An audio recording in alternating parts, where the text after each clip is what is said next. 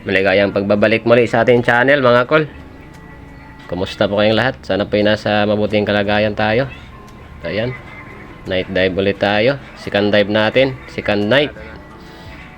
Maliwanag pa din ang buwan. Tatlo ulit kami ngayon mamamana. Same grupo pa din. Kaya samahan nyo kami sa episode na ito. Maraming salamat nga pala sa mga bagong subscriber at viewers natin. At saka siyempre sa mga solid supporters natin dyan. Shout out natin nasa bandang huli nitong video. Maraming salamat po. Let's go.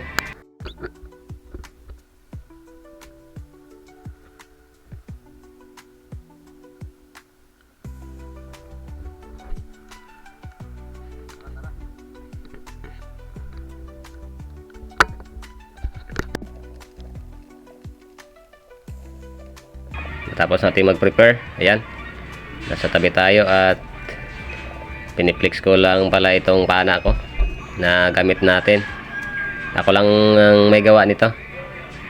Ako lang ang gumawa. Ayan.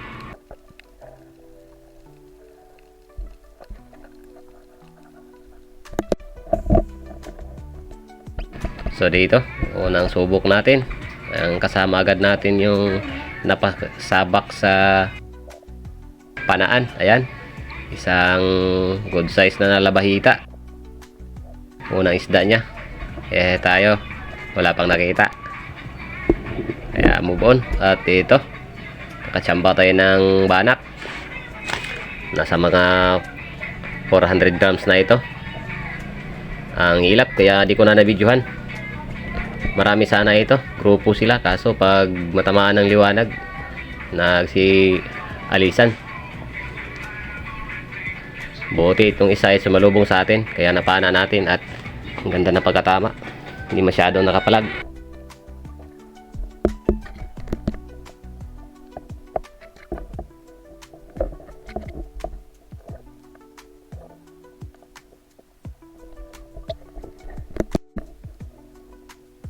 Sa kasunod na dive, ito, isang banak ulit. Pero mas malaki ito. At napakarami din ito. Grupo sila. Mabuti itong isa at sumalubong sa atin at dumapa sa may buhangin. Kaso nga lang, yan napunit. Pero ayos lang, at least nakuha natin. Move on, next dive. Ito naman ang nagpakita sa atin, dalawang labahita sana. Kaso alanganin yung pisto ng isa. Kaya yung isa yung tinira natin, yung medyo maliit. Ayan sa pool.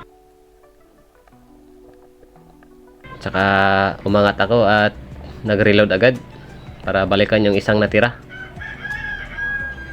Pagkatapos natin mag-recover dito, bumaba agad tayo para balikan yung isang naiwan.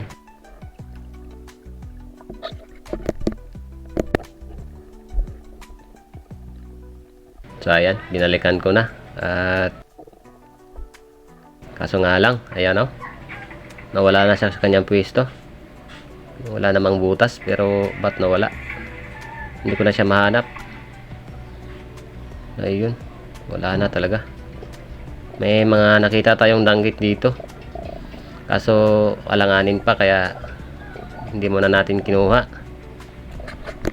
Siguro mga 2 buwan or 1.5 buwan, malalaki na ito. Pwede nang kunin.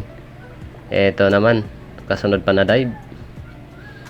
Malapad-lapad na din na samaral or kitong. Marami din sana ito, grupo. Kaso medyo ito yung mas malaki-laki sa kanila. Kaya ito yung pinili natin. At buti naman, maganda yung patama natin. Ayan, hindi nakagalaw. Ayos na rin. Pwede na rin ito pambenta kasama nung banak. At ito naman yung pinulot natin. Request kasi ito ni Utol, ni Kuya. Miss na daw niyang kumain ng ganitong klase. Tagukan ito, tawagin ito sa amin. Ayan tagok, ibig sabihin parang dagta. Yan, pag yan ang nakadikit sa katawan mo or sa wetsuit mo, panigurado magdikit-dikit yan. So ito, isang ayun, sablay. Isang emperor sana. Pero medyo alanganin pa ako doon sa laki niya, kaya buti na lang at hindi natin natamaan. So ito yung pinakamalaki natin.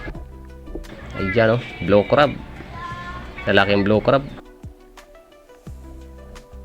Ayan, ang ganda ng pagkabaon niya sa buhangin, kaya nadakot natin ng maayos. At di lang yun, napakaamo pa ng alimasag na ito. Ayan, oh, halos hindi na siya gumagalaw. Sa may bandang sipit natin hinawakan para hindi makapwersa or di makapangagat. Mahaba na kasi mga sipit nito, kaya delikado.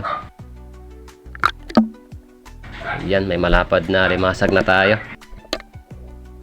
Pwede na rin ito pambenta or pang ulam.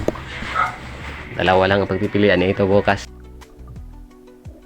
At hindi lang yung nag-iisa. Ayun, oh, may nakita pa tayong isa pa. Kapareho lang ang kalaki. Ayan, bumaon din sa may buhangin.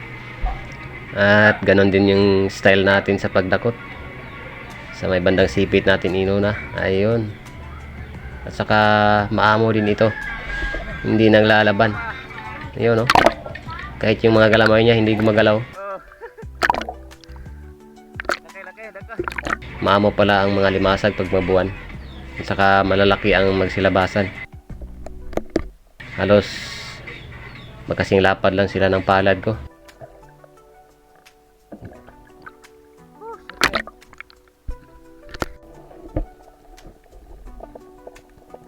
May dalawang alimasag na tayo, sold na ito. At ito naman, malapad-lapad na din na parang laser yung mata. Ayun, oh, sa pool.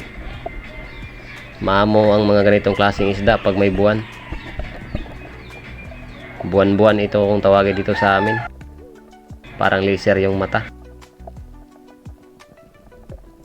Malapad-lapad na ito mga kol. Kaya medyo okay na yung dilihensya natin. One way lang kami ngayon. Naglakad muna kami bago papunta sa spot, bago mag-dive. Isang dive lang tayo, one way lang.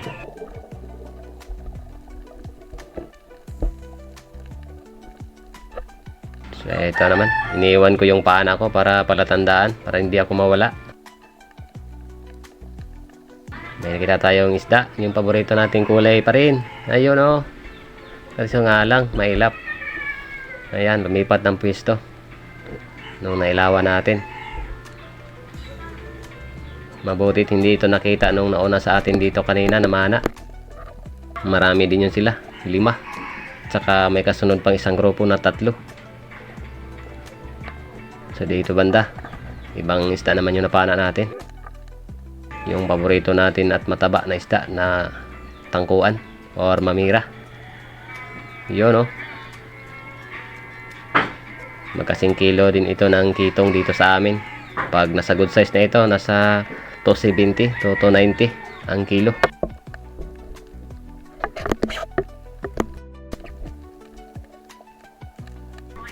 At sa kasunod na dive, ito. Yun, oh. Ginagana na ang kamera natin. Mabutit hindi nasira. At saka mabutit hindi sumabit sa flapper natin yung pawikan na yon. Bigla na lang tayong ginaganan. At ito pa, kulay blue uli.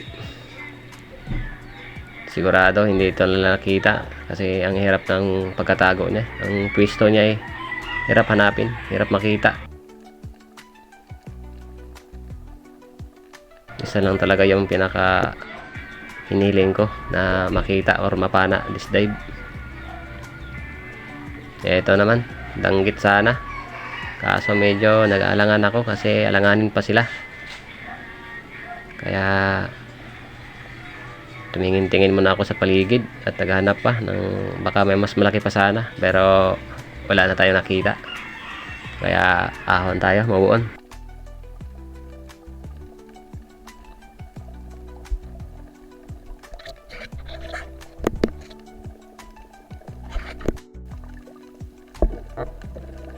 So dito na sa dive na ito mga kol, ito na yung pinakasama-sam natin na makita at mapana. Yun, no? Wow! Thank you Lord at may biyaya tayo na ganito. Matagal ko na itong gustong makita or mapana. Ayan, binigyan tayo ng isa. Pero sa totoo lang, dalawa sana ito. Nung pagkakuha natin ng dalawang banak, natakasan tayo ng isang cuttlefish. Mas malaki pa dito. Sayang yun. Hinabol-habol ko pero di na talaga kayang abutan. Papunta na sa may malalim at wala na tayong hangin. Kaya nayaan na lang natin. Ahora tayo guys. Gutom na.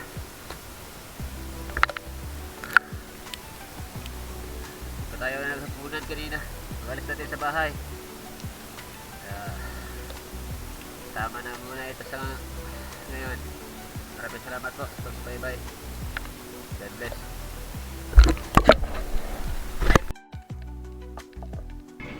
Ayan, shout out tayo. Shout out kay Ma'am Rosana Villahermosa. Musta ma'am? At kay Boss Father and Son Fishing TV. Musta boss? At syempre kay Master Renan Fishing Adventure. Salamat sa inyo Master. Bagong kaibigan natin. So ayun. Hanggang sa muli po at maraming salamat sa pagsubaybay. God bless.